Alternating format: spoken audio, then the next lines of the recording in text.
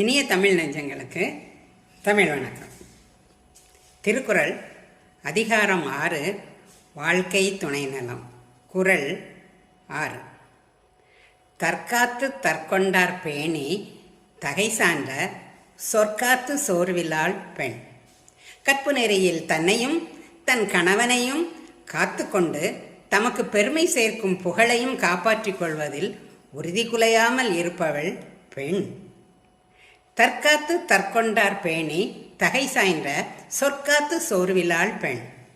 Who guards herself, her husband, and preserves the pride and fame of the family is the true woman worth for a family. தற்காத்து தற்கொண்டார் பேணி தகை சாய்ந்த சொற்காத்து சோர்விலாள் பெண். நன்றி, வணக்கம்.